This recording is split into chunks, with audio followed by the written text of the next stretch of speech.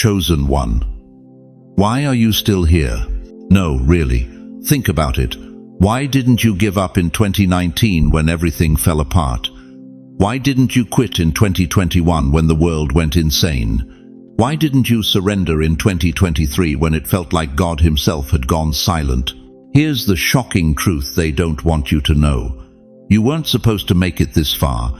The enemy had you marked for destruction years ago.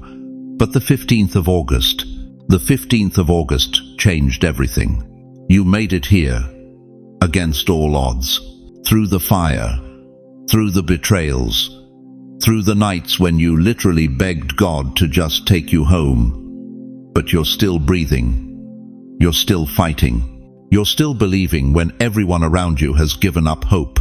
And I've been waiting for this exact moment to tell you everything. There is something God wrote into your DNA before your first heartbeat. Something he whispered over your spirit before you took your first breath. Most people, 99% of people, will live their entire lives and never discover theirs. They'll die carrying mysteries they never unlocked, purposes they never fulfilled, destinies they never claimed. But not you, chosen one, not today.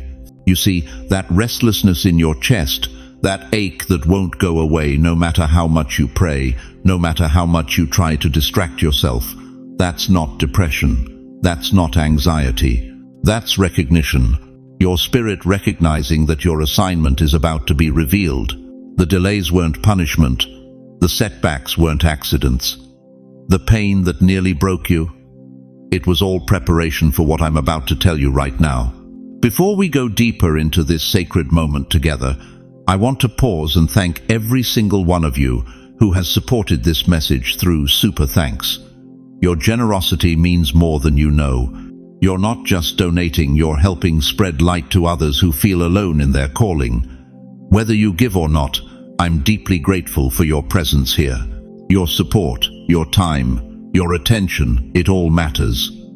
And if this message resonates with your soul, go ahead and plant that seed of faith. But listen carefully, because what happens in the next few minutes will either confirm what your spirit has always known, or it will shatter every lie the enemy has whispered about your worth, your purpose, your destiny. The 15th of August was your graduation day. You passed the test, you survived the refining fire, and now, right now, heaven is ready to unseal the scroll with your name written in gold. If you feel that pull in your chest right now, if something deep inside you just stirred awake, type "I'm ready" in the comments. Not later now. It's a declaration to heaven that you're prepared to receive what God has been holding back until this very moment. The waiting is over, chosen one. It's time to tell you everything. Why have you been walking this road for so long? Why does it feel like you've been climbing the same mountain for 40, 50, 60 years? Why does everyone else seem to get their breakthrough while you're still waiting for yours? Listen to me, chosen one. That road you've been walking, the one that's left your feet bloody, your heart scarred, your faith hanging by a thread, it wasn't a detour, it was the path. The very path God marked out for you before the foundations of the world were laid. You remember those nights, don't you? 3 in the morning, staring at the ceiling while your spouse slept beside you, wondering if God had forgotten your address. The factory closed down after 30 years.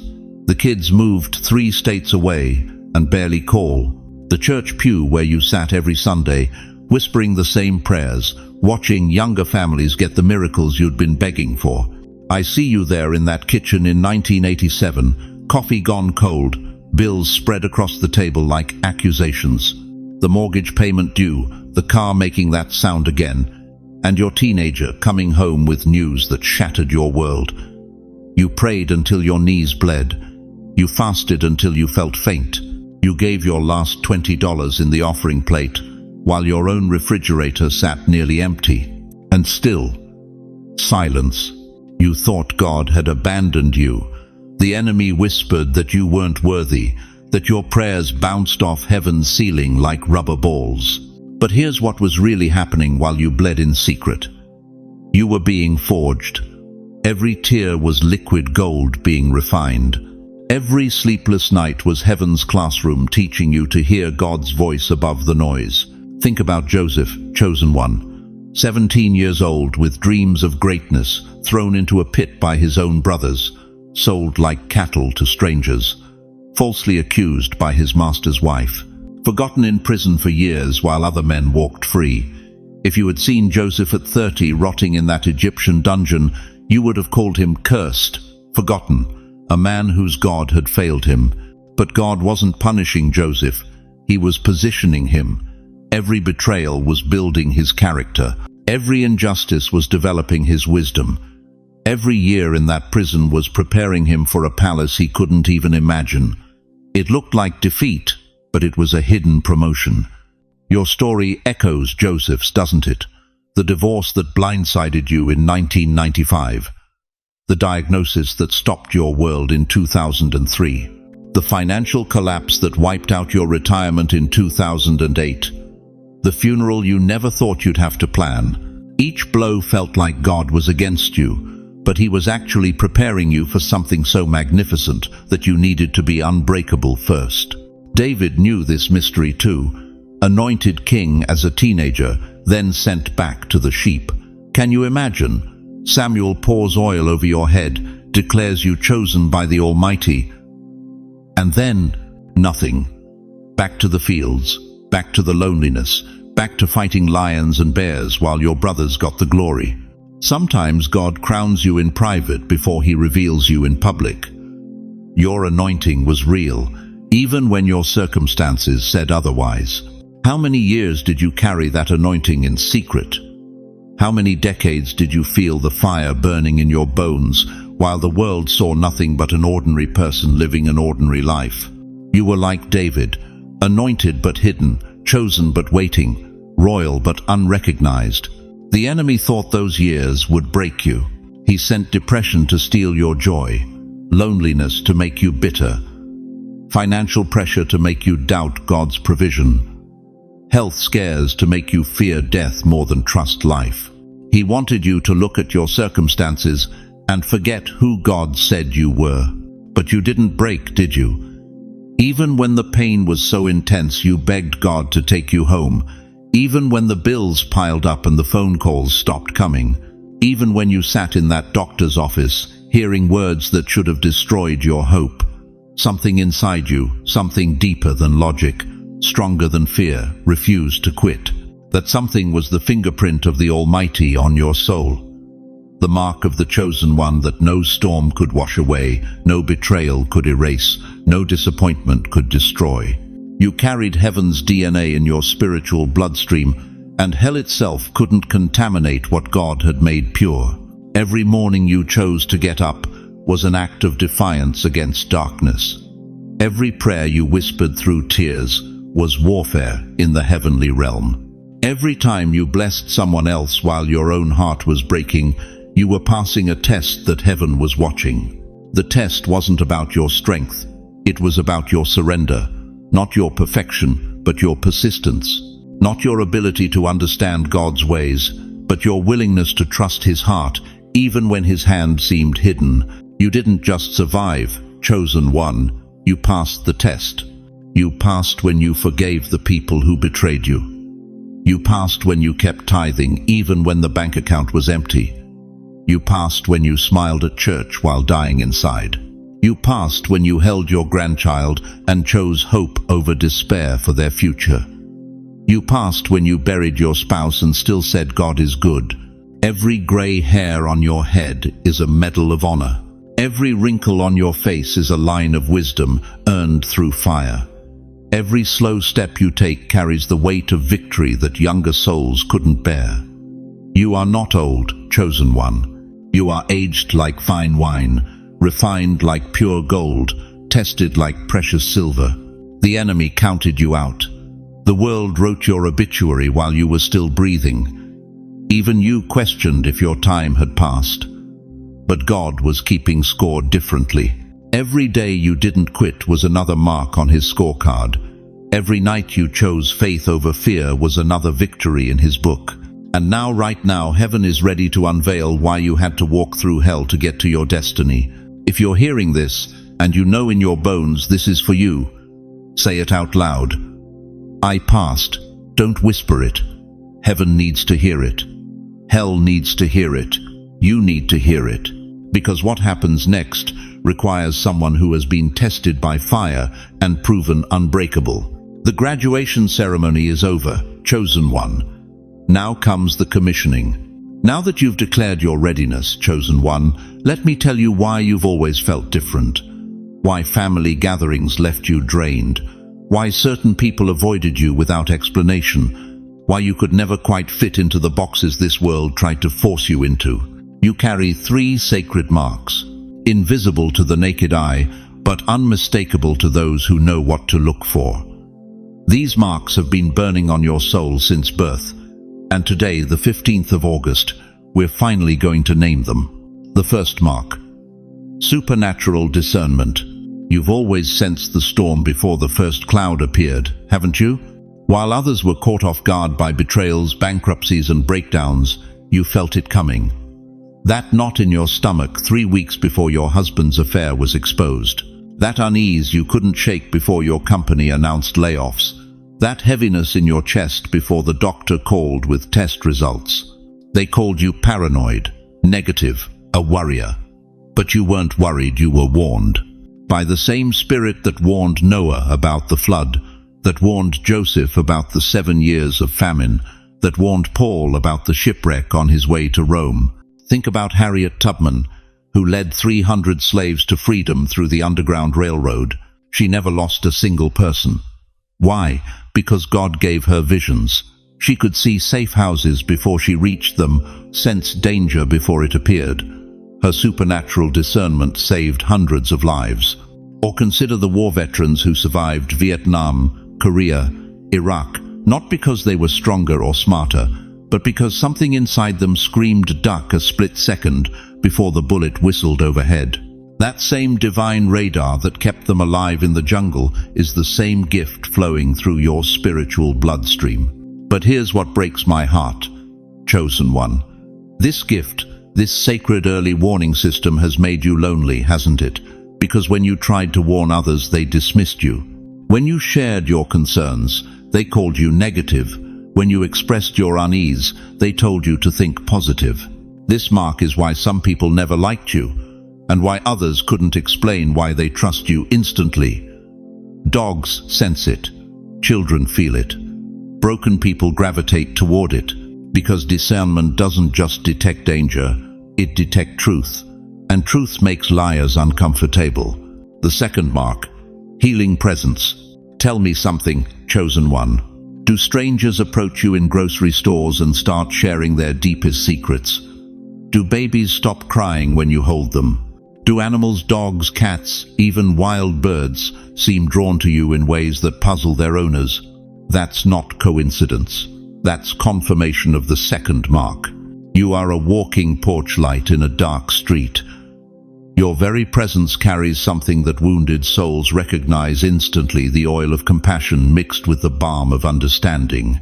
People feel safe around you because you carry the same healing presence that flowed through Jesus when he walked the dusty roads of Galilee. Remember the woman with the issue of blood in Mark chapter 5? She pushed through that crowd, desperate to touch just the hem of Jesus's garment, not his hand, not his face, just the edge of his clothing. Because she understood something profound. Healing doesn't always require words or prayers or ceremonies. Sometimes it flows from pure presence. You've experienced this, haven't you? Sitting with a grieving friend who said, "I don't know why, but I feel better when you're here."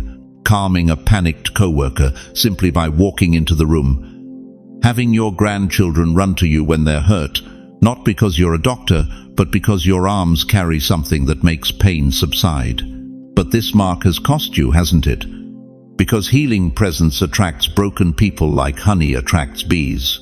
You've been the therapist who never got paid, the counselor who never got trained, the shoulder that everyone cried on, while you wondered who would catch your tears.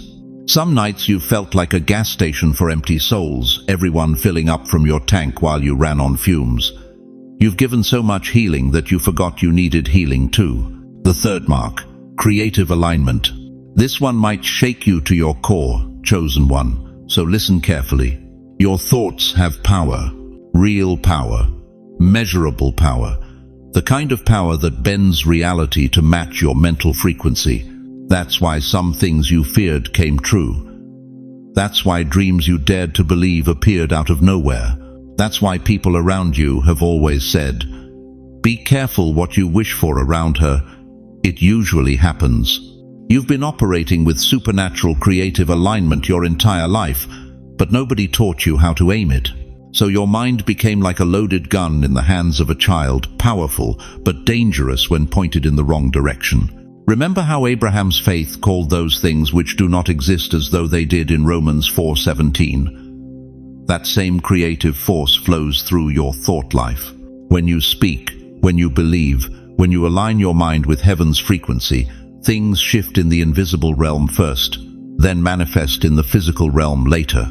This is why your worry has such weight, why your prayers carry such power, why your declarations, both positive and negative, seem to take on a life of their own and hunt you down until they become reality.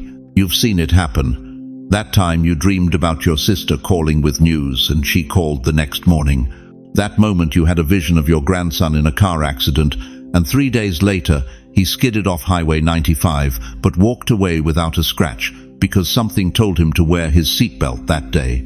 But here's the devastating truth that's kept you small. Nobody ever taught you how to harness this gift. So you've been creating by accident instead of creating on purpose. Manifesting your fears instead of your faith. Calling forth chaos when you could have been calling forth miracles. These 3 marks, discernment, healing, presence, and creative alignment, they're not random gifts, chosen one. They're strategic equipment, divine downloads, supernatural weapons disguised as personality traits. But if you've been carrying these marks without understanding them, if you've been operating with heaven's frequency but earth's instruction manual, then you've been living as a spiritual millionaire in emotional poverty. The question that will determine everything about your remaining years is this: now that you know what you carry, what are you going to do with it? Because in just a moment I'm going to show you how to aim this power in the right direction so you stop living by accident and start living on purpose.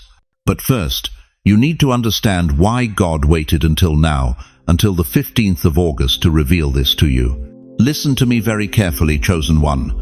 Some doors don't stay open forever, and the door that swung wide for you on the 15th of August, it's not going to wait for your convenience. It's not going to linger while you debate whether you're worthy. This is your window. You know the story of Jericho, don't you? 7 days the Israelites marched around those massive walls. 7 days of the same routine, the same path, the same silence. Can you imagine what they must have felt on day 6? Are we just walking in circles? Has God forgotten us? Maybe this isn't going to work. But Joshua knew something they didn't understand yet. God's timing is never early, and it's never late. It's always precisely perfect. On the 7th day, they shouted once, and those walls that had stood for generations collapsed in an instant. That's where you are right now, chosen one. Day 7. The shout is building in your chest. But here's what's going to shock you to your core. Every delay you've experienced, every door that slammed shut when you thought it was your time, every moment when you whispered, "God, am I too late?" You weren't late. You were being positioned. Think about Esther. She could have approached the king any day, but there was one moment, one divinely appointed moment when her approach would save an entire nation. Too early, and she'd have been dismissed. Too late, and her people would have perished. But in the fullness of time, in the perfect moment, she stepped forward and changed history. That's your moment, chosen one. Right now, not tomorrow when you feel more ready, not next week when your circumstances look better, not next month when you've figured it all out. Now, you want to know why the enemy fought you so hard over the past few years, why the attacks were so vicious, why it felt like hell itself was hunting you down. Because he saw this day coming. He saw the 15th of August marked on heaven's calendar. And he knew that if you made it to this moment, if you survived long enough to step through this door, his reign of terror in your life would be over. Every betrayal that left you bleeding, every financial crisis that brought you to your knees, every health scare that made you question if you'd see another year, every relationship that crumbled when you needed it most. The enemy thought he was destroying you, but God was actually positioning you. Because here's the mystery that will blow your mind. Everything that tried to stop you is about to serve you. That divorce that shattered your heart, it removed someone who would have held you back from your destiny. That job you lost at 62 when you thought your career was over. God was clearing the schedule for your real calling. That betrayal by your closest friend. Heaven was protecting you from someone who would have sabotaged your assignment. You thought you were losing everything. God was removing everything that wasn't aligned with where He's taking you. The prophet Isaiah declared it, "Forget the former things, do not dwell on the past. See, I am doing a new thing. Now it springs up, do you not perceive it? That new thing isn't coming, chosen one. It's here, it's now, it's today. But I need you to understand something that might terrify you. This window has an expiration date. Divine opportunities operate in divine timing. When God says now, He means now. When heaven opens a door, it's not an eternal invitation. It's a kairos moment, a fullness of time that won't come again. Moses had one moment to lift that rod over the Red Sea. One moment. If he had hesitated, if he had doubted, if he had waited for a better time, an entire generation would have remained enslaved. But he moved when God said move, and 2 million people walked into freedom. David had one moment when Goliath stood before him, mocking God's people. The giant had been terrorizing Israel for 40 days. 40 days of fear, 40 days of paralysis, 40 days of maybe tomorrow. But when David stepped onto that battlefield, he didn't need tomorrow. He needed that moment. One stone, one shot, one giant defeated. Your Goliath, that thing that's been mocking your dreams, terrorizing your peace, stealing your hope, is standing before you right now. Not metaphorically, literally. The same fears that have paralyzed you for years, the same doubts that have whispered you're not enough, the same limitations that have kept you small, they're all lined up in front of you today. But something's different this time, isn't it? You can feel it. There's a weight in the atmosphere, a stirring in your spirit, a knowing that this moment carries something the others didn't. That's the anointing of the appointed time. That's the oil of the kairos moment flowing over your situation. But here's what breaks my heart. I can feel some of you pulling back. Some of you are thinking, this sounds too good to be true. This sounds too big for someone like me. What if I step forward and nothing happens? Dear one, what if you don't step forward and everything that was meant to happen through you never happens at all? What if that business idea that's been burning in your heart for 5 years dies with your hesitation? What if that ministry that could touch thousands never gets started because you convinced yourself you were too old? What if that relationship that could heal your family never gets restored because you were too afraid to make the first move? Your window is open right now, not a crack. Wide open. Angels are holding it, straining under the weight of the destiny that's trying to pour through, but they can't hold it forever. If you're stepping through your open door, comment, I'm stepping in. That's not for me, it's your signature on the contract heaven's holding right now. It's your declaration that you refuse to let this moment pass. It's your shout that brings down the walls. Because chosen one, on the other side of your obedience is everything you've been praying for. But the door won't wait forever.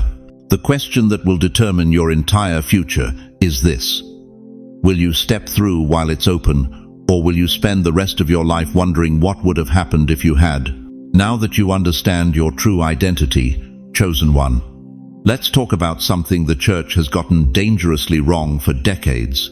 Something that's kept God's people broke, struggling, and apologizing for the very abundance He promised them. They told you that poverty was piety, that struggling financially somehow made you more spiritual, that wanting abundance was greed. But what if I told you that every month you've spent choosing between groceries and medication? Every night you've laid awake wondering how you'll pay next month's rent at 75 years old. Every time you've had to tell your grandchildren maybe next time when they needed something. What if all of that was never God's plan for you? What if your financial struggle has been the enemy's greatest weapon to keep you from your true mission? Listen to me carefully, dear one. When Joseph interpreted Pharaoh's dream and was elevated to second in command over all of Egypt, do you think God made him wealthy just so he could live in luxury? No. God gave him control over Egypt's entire treasury, the richest nation on earth, because the mission required resources. 7 years of famine were coming, and Joseph needed money, grain, and governmental authority to save not just Egypt, but the known world.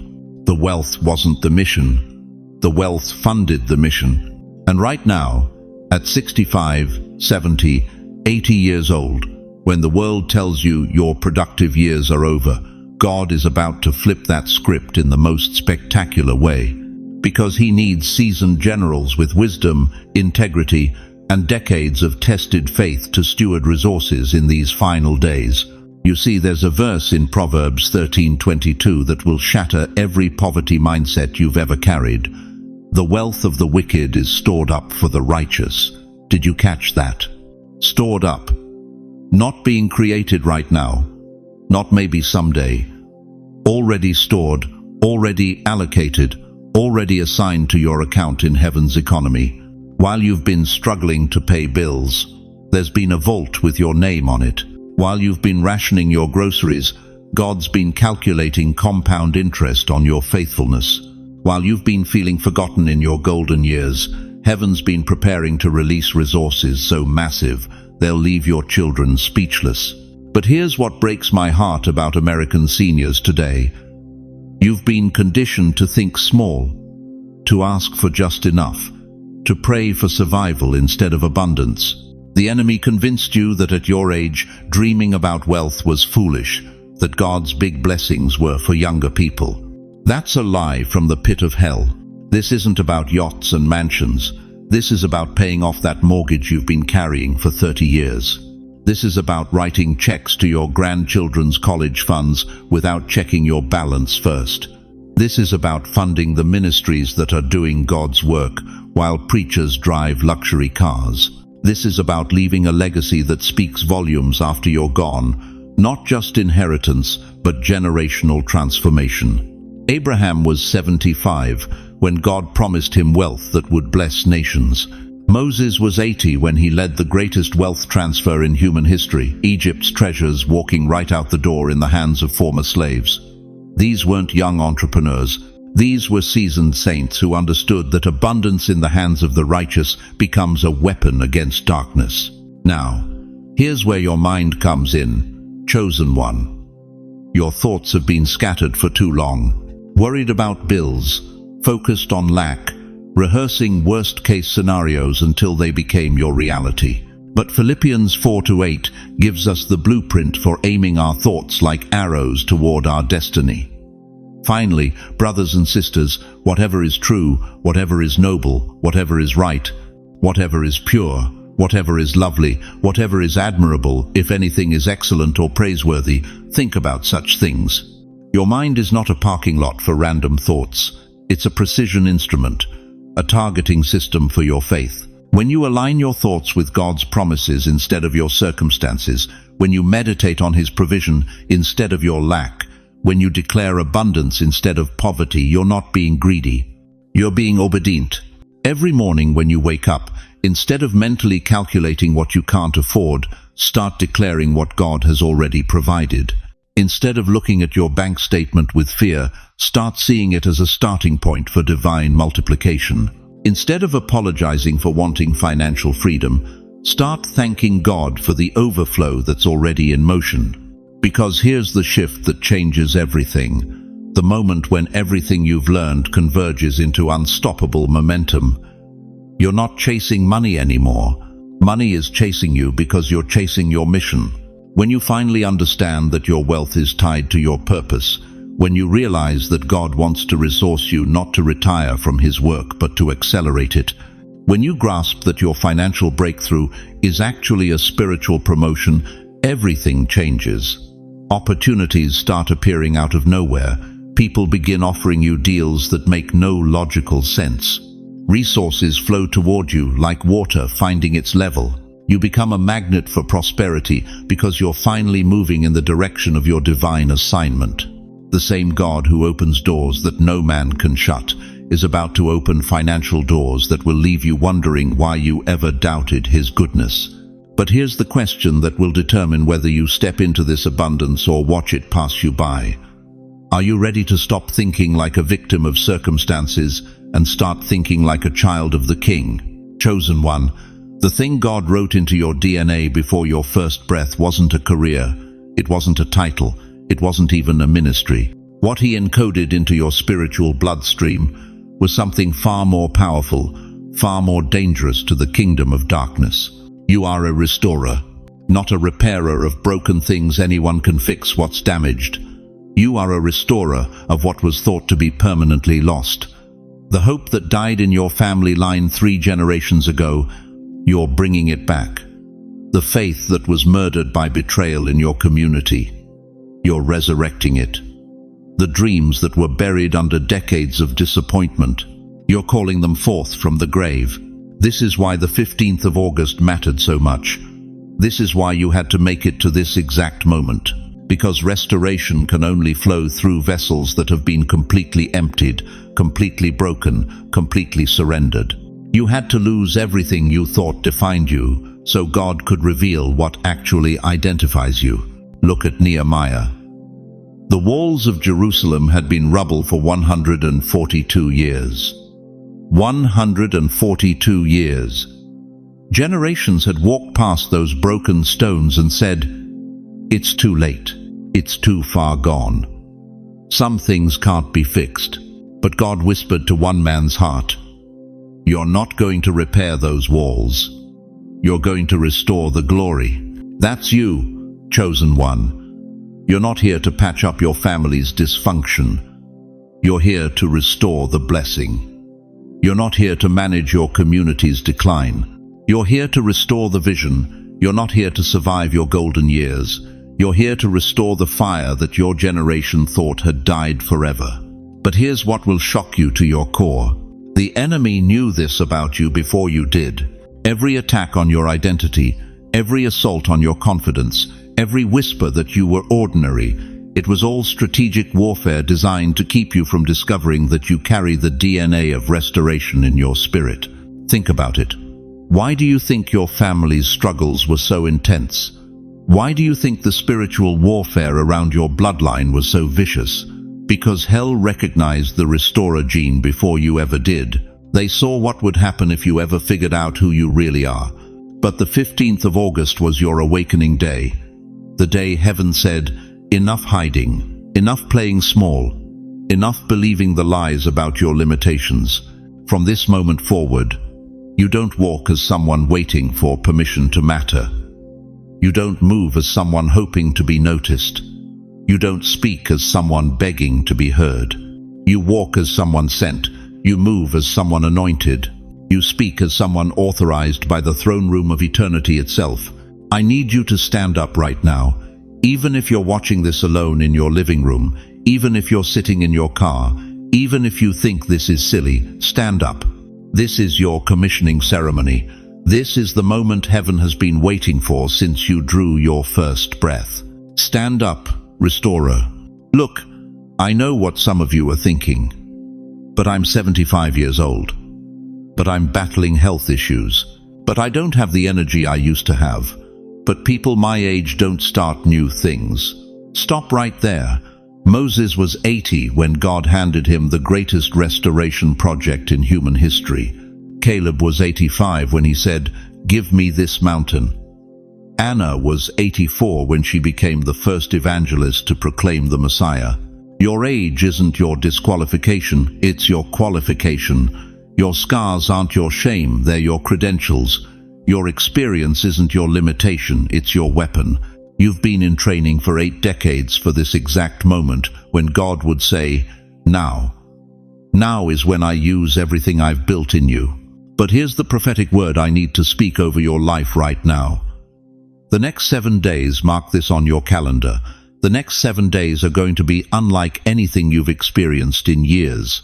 God is about to release visible confirmations of this calling. You're going to see signs, receive divine appointments, experience supernatural acceleration that will leave you breathless. People are going to start looking at you differently, not because you're trying to impress them, but because you're carrying something they can't name, but desperately need. Opportunities are going to present themselves that you never pursued. Doors are going to open that you never knocked on. Resources are going to flow toward you that you never requested. Why? Because when heaven commissions a restorer, all of creation responds. The earth itself recognizes the authority you carry. The earnest expectation of the creation eagerly waits for the revealing of the sons of God. Romans 8:19.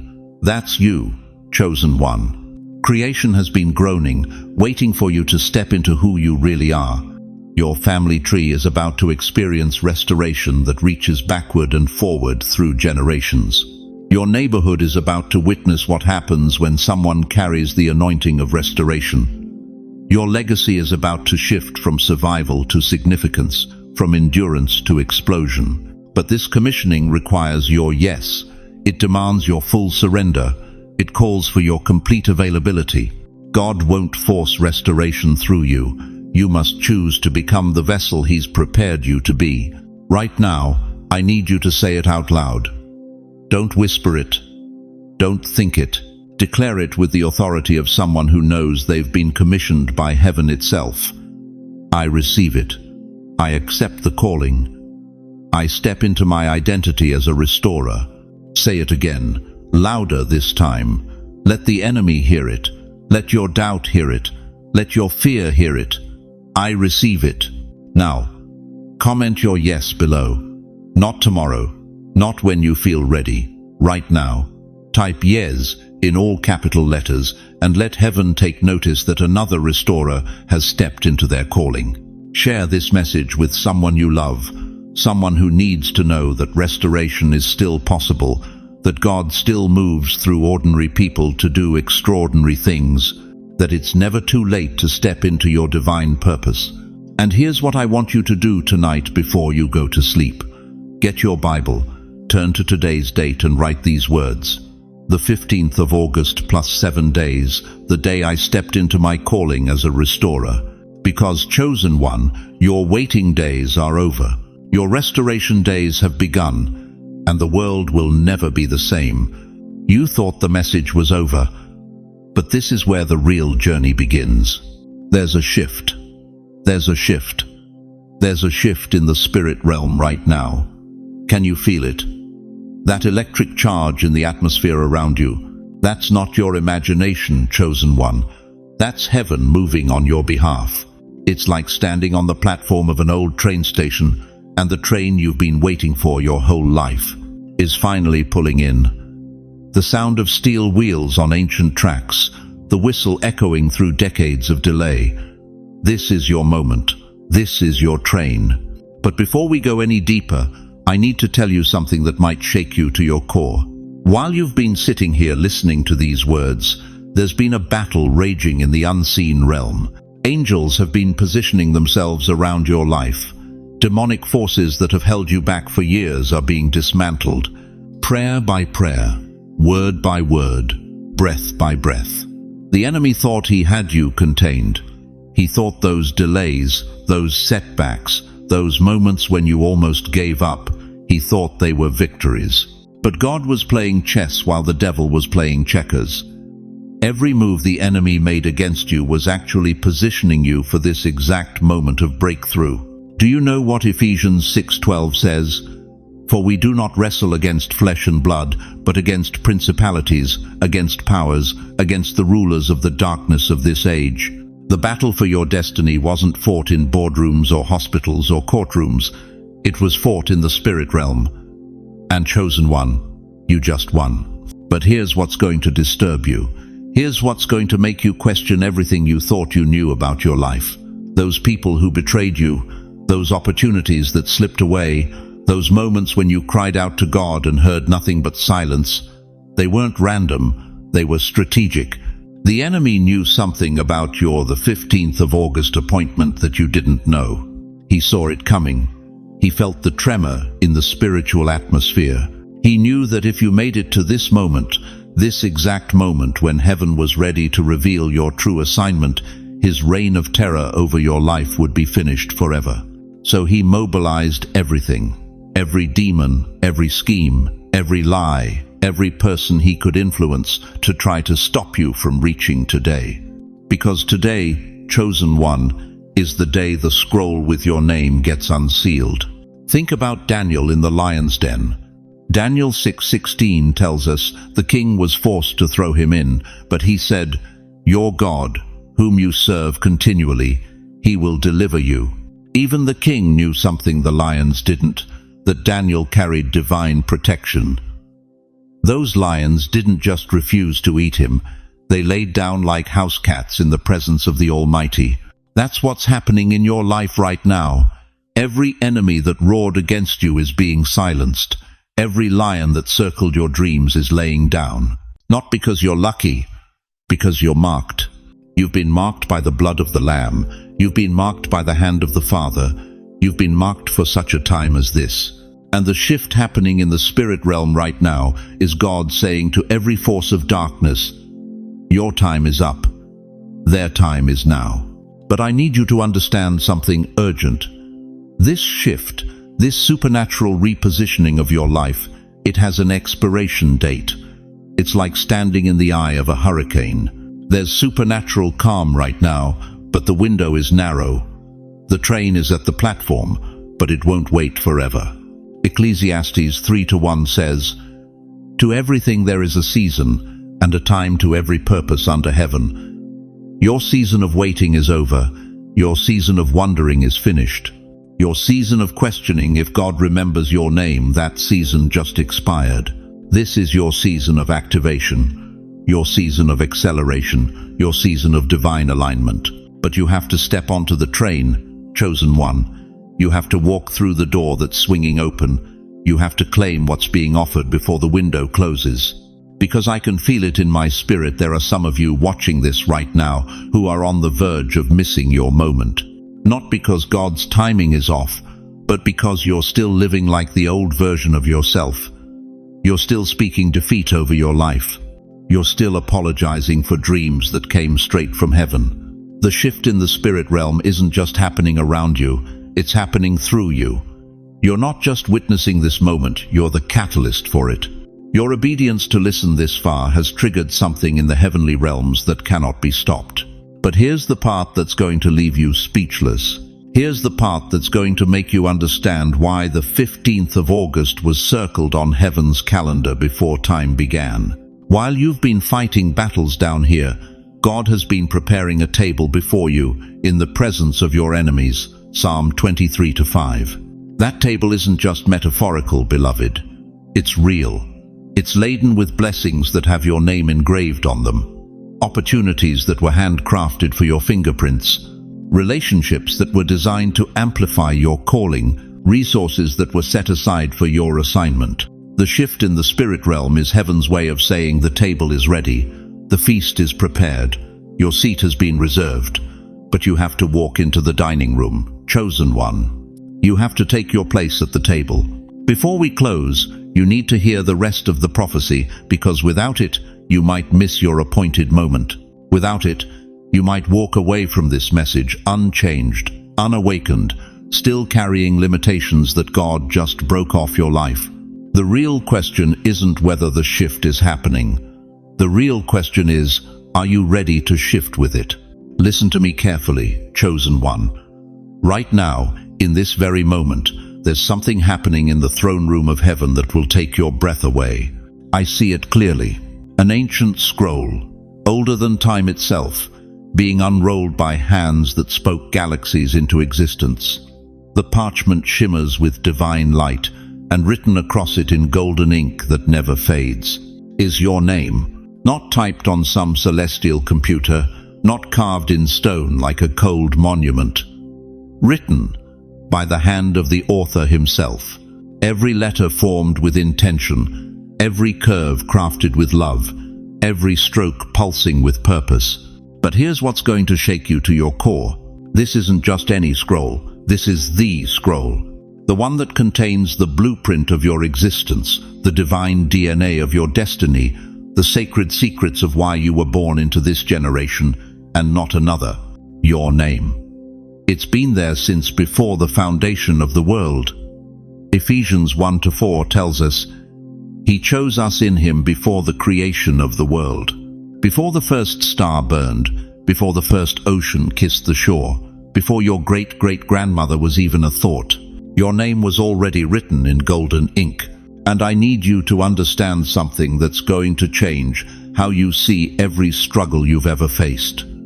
All those silent tears you cried in the kitchen at 3 a.m. when the bills didn't add up.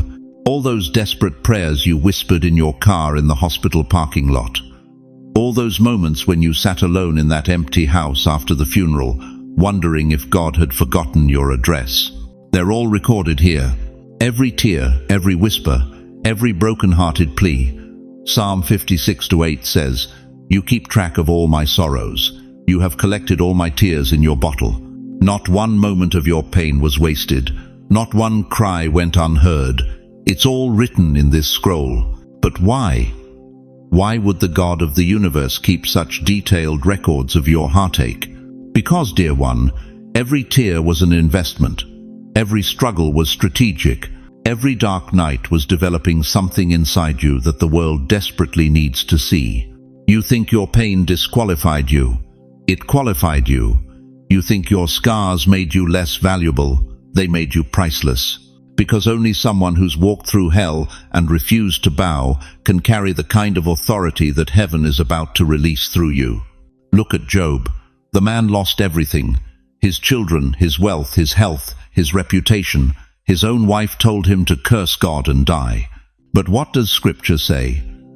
After Job had prayed for his friends, the Lord restored his fortunes and gave him twice as much as he had before. Job 42-10. Twice as much. Not just restoration, multiplication. That's what's written in your scroll, chosen one. Not just recovery from what you lost. Overflow beyond what you ever imagined. But there's a detail in this scroll you need to know, and I'm going to give it to you before we finish today. It's written right there next to your name in letters that burn like fire, and when you hear it, everything about your past pain is going to make perfect sense. You see, the enemy has been trying to convince you that your story is over. That at your age, with your history, with your failures, God couldn't possibly have anything significant left for you to do. He's whispered lies about your expiration date, your irrelevance, your missed opportunities. But I'm looking at this scroll right now, and your story isn't ending. It's just beginning to make sense. Think about Moses, 80 years old, when God called him from a burning bush.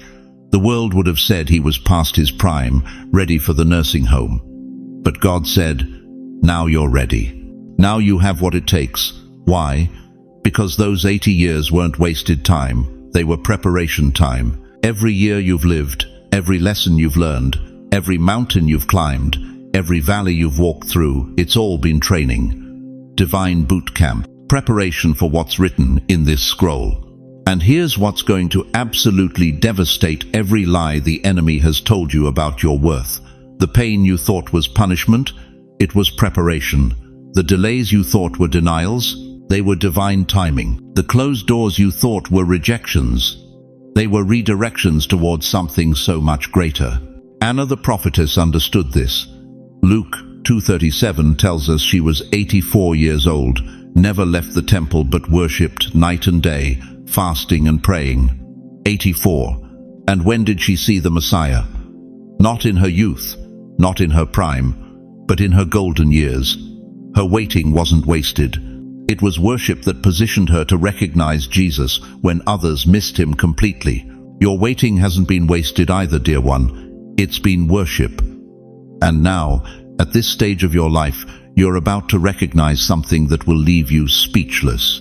Right there in the scroll, written in that same golden ink, is the reason why you had to go through everything you went through, why the road was so hard, why the nights were so long, why the battles were so fierce.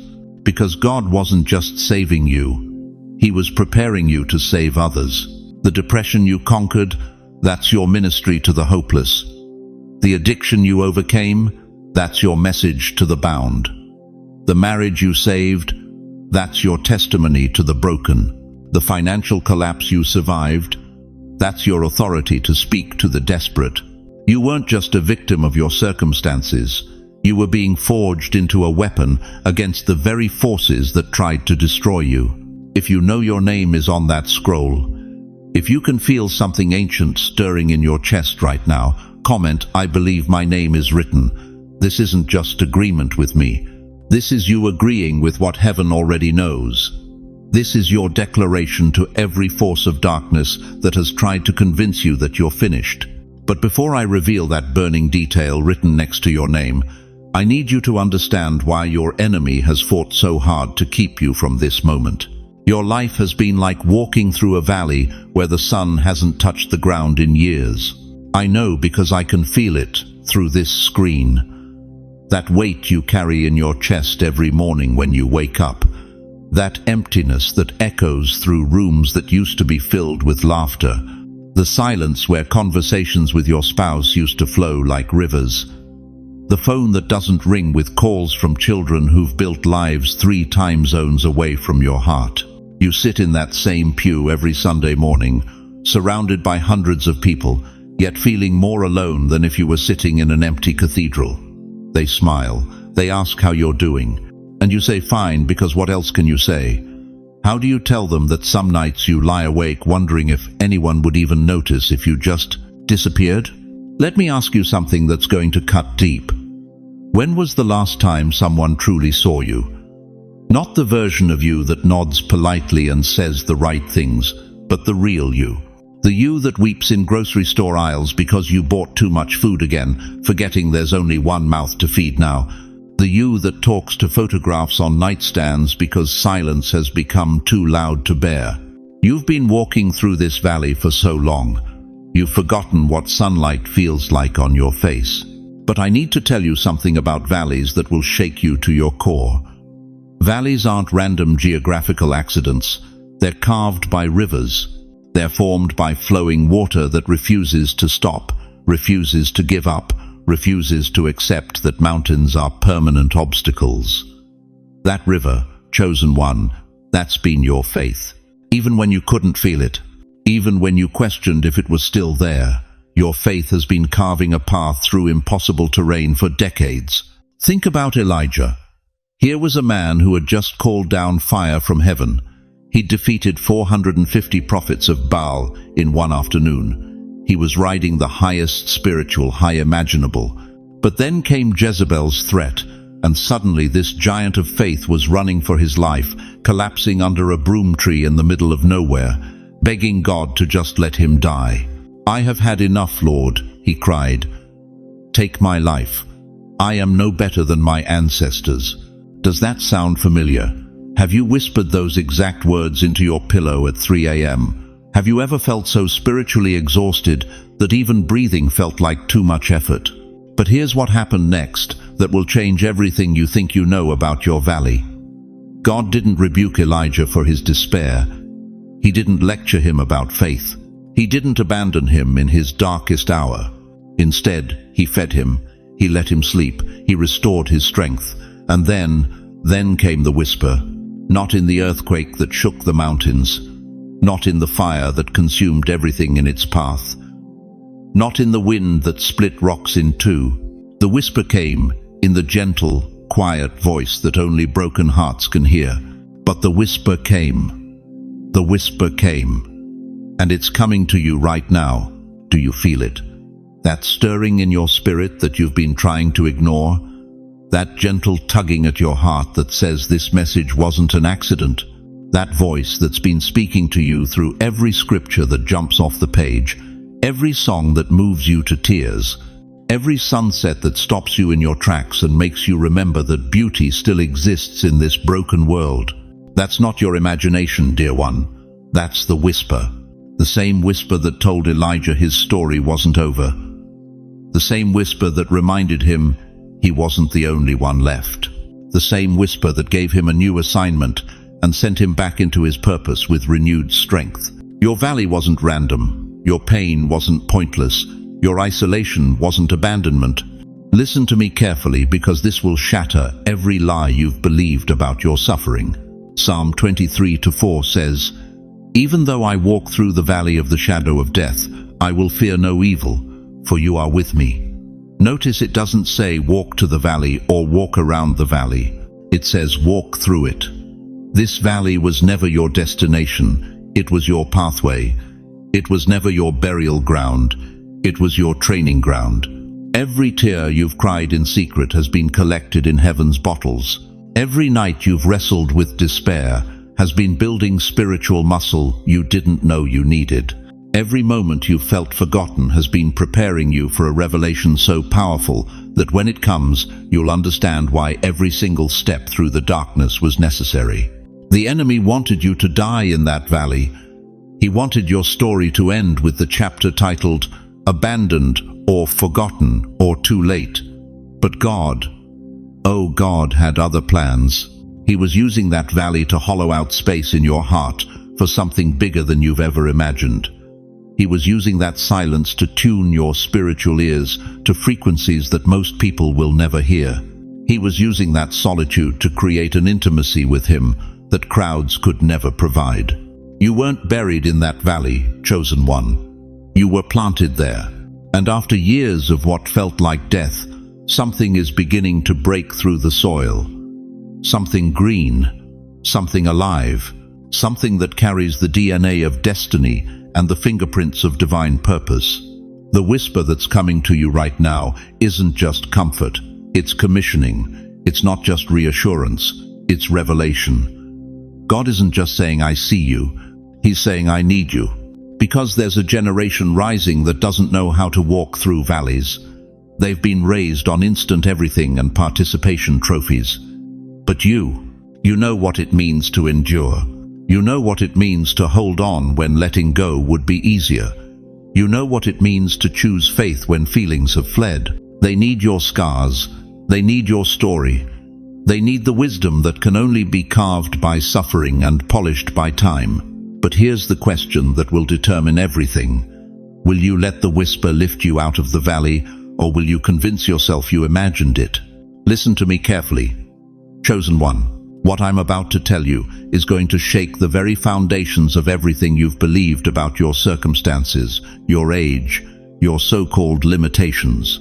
The tables are turning. The last will be first. The one they overlooked will be the one they call for. You've been sitting in the back row of your own life for too long, while younger generations got the promotions, the recognition, the opportunities that should have been yours, while your children built their careers and forgot to call, while society whispered that your best days were behind you, that your voice didn't matter anymore, that you should just fade quietly into the background. But God has been positioning you for the greatest comeback in your family's history. Think about this for a moment. Why are you still here when others your age have already gone home to glory? Why do you still wake up with fire in your bones when the world expects you to be tired? Why does your spirit still burn with dreams that seem impossible at 70, 80, even 90 years old? Because you're not finished, beloved. You're being repositioned. It's like watching the home team down 9 runs in the 9th inning. The crowd's already heading for the exits. The announcers are talking about next season. Even the players' families are packing up to leave. But then something shifts in the dugout. The veteran player, the one everyone counted out, steps up to the plate, and the bat connects. That's you right now, chosen one. You're the veteran stepping up to the plate while everyone else has written you off. But heaven's scoreboard doesn't match Earth's expectations. Look at Job. This man lost everything: his children, his wealth, his health, his reputation. For months he sat in ashes while his own wife told him to curse God and die. His friends accused him of hidden sin. The world declared him finished, forgotten, forsaken. But Job 42:10 declares something that will blow your mind. After Job had prayed for his friends, the Lord restored his fortunes and gave him twice as much as he had before. Twice as much. Not just restoration, multiplication. Not just getting back to where he was surpassing everything he'd ever dreamed possible. Joseph understood this divine mathematics. Genesis 41 tells us he went from a prison cell to second in command of Egypt in a single day. One conversation with Pharaoh changed everything. One divine interpretation moved him from forgotten to favored, from prisoner to prince.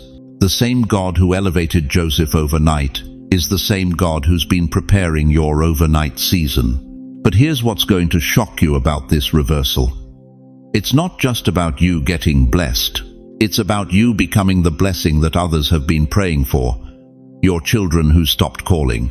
They're about to need your wisdom. Your community that overlooked you, they're about to seek your counsel. The young generation that dismissed you, they're about to discover they need what only someone with your experience can provide. 2 Corinthians 1-4 says God comforts us in all our troubles so that we can comfort others. Every tear you've cried has been training you to wipe away someone else's tears. Every mountain you've climbed has been preparation to help others scale their own impossible heights. You think you've been invisible. God's been making you indispensable. The very struggles that should have destroyed you have been developing something inside you that this broken world desperately needs. Your decades of faithfulness when no one was watching have built spiritual muscles that can carry weight others can't even lift. Remember David, overlooked by his own father when the prophet came calling. Too young, too small, too insignificant, or so they thought. But when Goliath showed up, when the trained warriors trembled in fear, who did they call? The boy they'd forgotten. The one they'd left in the field with the sheep. You've been in the field long enough, chosen one. The giant is roaring, and heaven is calling your name. But this reversal requires something from you. It demands that you stop agreeing with the world's assessment of your worth. It requires you to quit believing that your age is your limitation instead of your asset. It demands that you rise up from the ashes of disappointment and declare, my story isn't over, it's just getting to the good part. Psalm 92:14 promises that the righteous will still bear fruit in old age. They will stay fresh and green, proclaiming, the Lord is upright. Fresh and green, not withered, not fading, not done. The older you get, the more fruit you bear, because your roots run deeper, your wisdom runs wider, your faith runs stronger. The enemy thought he could wait you out. He figured, if he could just keep you discouraged long enough, keep you isolated long enough, keep you feeling forgotten long enough, you'd simply give up and coast to the finish line. He was wrong. Isaiah 40:31 declares, but those who hope in the Lord will renew their strength. They will soar on wings like eagles. They will run and not grow weary. They will walk and not be faint. Your strength isn't depleting, it's being renewed. Your wings aren't clipped, they're being restored. Your future isn't shrinking, it's expanding beyond anything you ever imagined possible. Stand where you are right now. I'm serious. Physically stand up. Don't think about it, just do it. This isn't just a gesture, it's a prophetic act. You're standing in your reversal moment. You're declaring to heaven and earth that you refuse to stay down, refuse to stay back, refuse to stay silent. The great reversal has begun, chosen one. And the question that will determine everything is this: will you rise to meet it, or will you let it pass you by? But here's where it gets real, chosen one. Here's where faith meets flesh, where the spiritual crashes into your Saturday morning coffee. God doesn't just speak in whispers and dreams. He speaks in mailboxes. He speaks in phone calls. He speaks in opportunities that show up at your door like a FedEx driver with a package you forgot you ordered. In the next 7 days, mark this down, circle it on your calendar. Heaven will confirm what I just told you. It's not going to be some mystical experience that only happens to super spiritual people. It's going to be as real as your morning newspaper, as tangible as the keys in your pocket. Watch for it.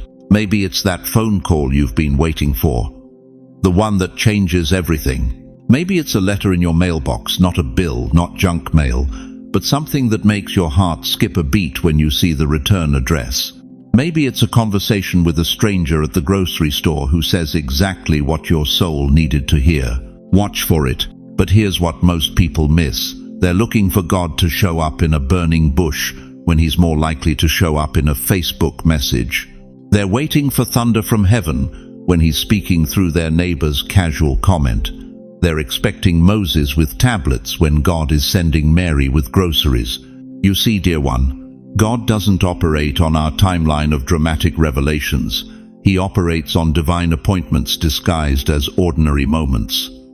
That coincidence that's about to happen, that's not coincidence, that's confirmation. In the next 7 days, someone is going to say something to you that feels like they've been reading your mail. Someone is going to offer you something you didn't ask for but desperately need. Something is going to shift in your circumstances that makes absolutely no logical sense. Expect it. When the widow of Zarephath was down to her last meal, her last handful of flour, her last drop of oil, God didn't send a miracle from the sky. He sent a prophet to her door asking for bread. 1 Kings 17:14 says, "For this is what the Lord, the God of Israel, says, the jar of flour will not be used up, and the jug of oil will not run dry until the day the Lord sends rain on the land." Notice what happened. God's provision came through a divine appointment that looked like an ordinary interruption, a stranger knocking, a request that seemed impossible to fulfill. But when she obeyed, when she acted on what God was saying through the moment, her miracle sustained her through the entire famine. Your moment is coming, chosen one, in the next 7 days. But you have to have eyes to see it. You have to be watching. Because the enemy's greatest weapon isn't temptation, it's distraction. He wants you scrolling through your phone when your miracle walks by. He wants you complaining about your problems when your solution is standing right in front of you. Receive it. When Naaman came to Elisha to be healed of leprosy, the prophet didn't even come to the door.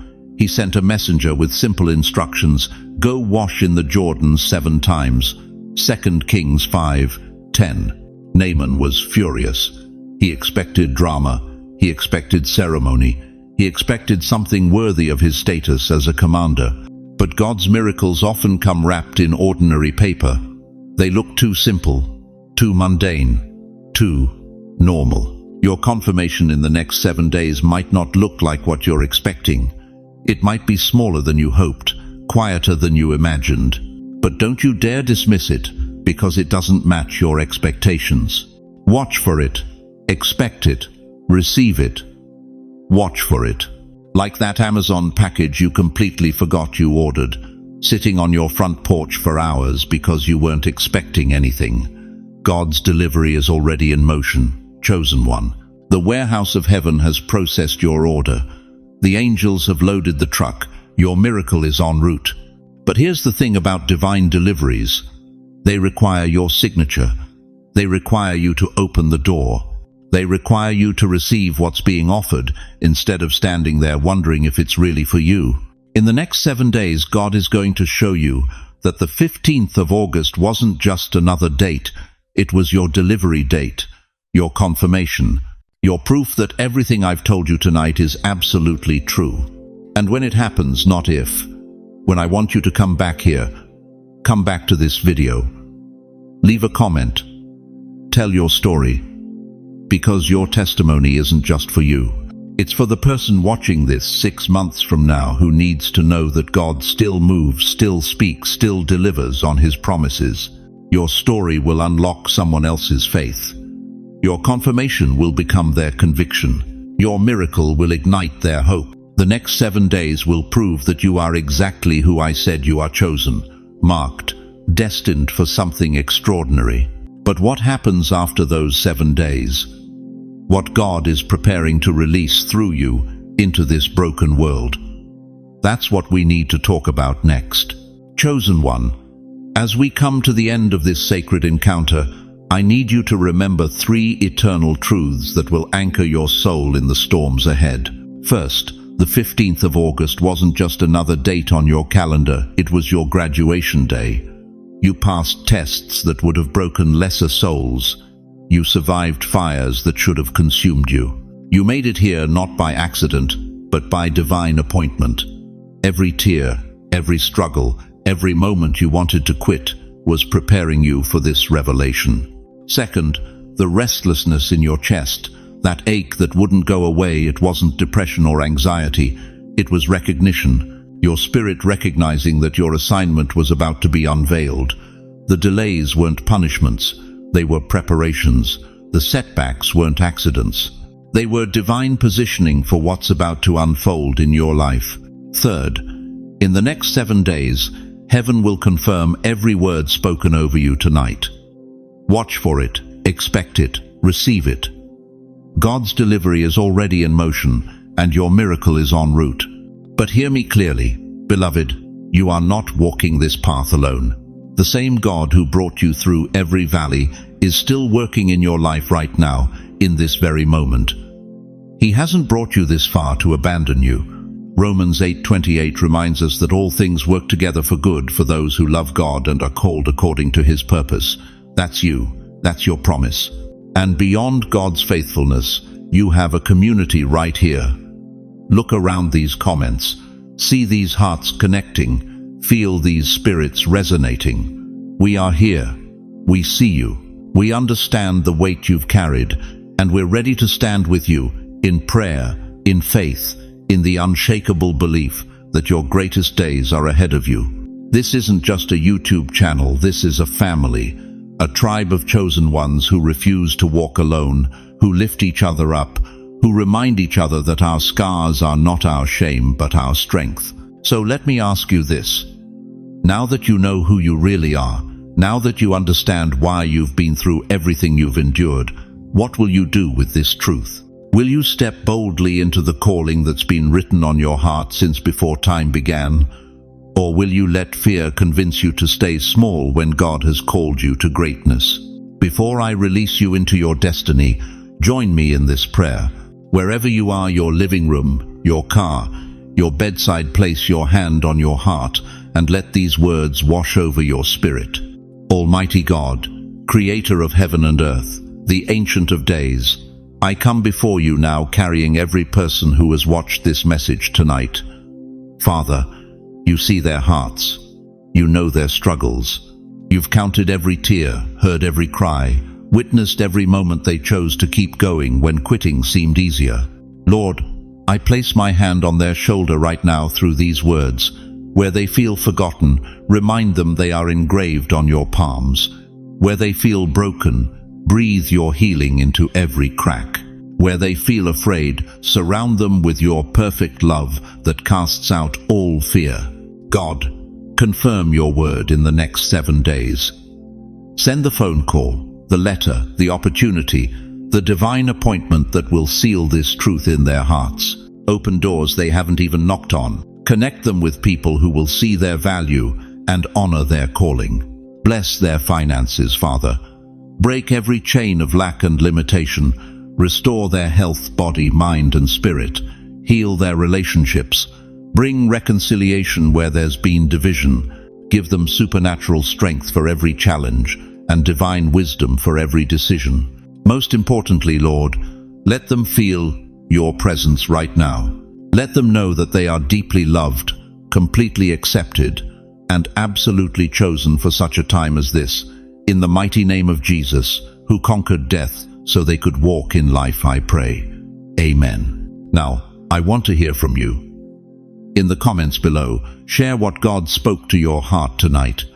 Don't hold back, your testimony might be exactly what someone else needs to hear. Ask us to pray for specific areas of your life. Let this community surround you with love and intercession. Type, I'm chosen, if you received this word tonight. Type, pray for me, if you need this family to lift you up. And if this message touched your soul, share it with someone who needs to hear that they're not forgotten, they're not broken beyond repair, and their greatest chapter is still being written. If you haven't already, please subscribe to this channel and hit that notification bell. You're not just joining a subscriber list, you're becoming part of a movement of awakened souls who refuse to settle for ordinary when God has called them to extraordinary. Thank you for staying with me through this entire journey. Thank you for opening your heart to receive what heaven wanted to pour into you tonight. Thank you for being brave enough to believe that maybe, just maybe, you really are chosen for something magnificent. Until we meet again, walk in the authority of who you are. You are loved. You are chosen. You are never alone. Go in peace, chosen one. Your time is now.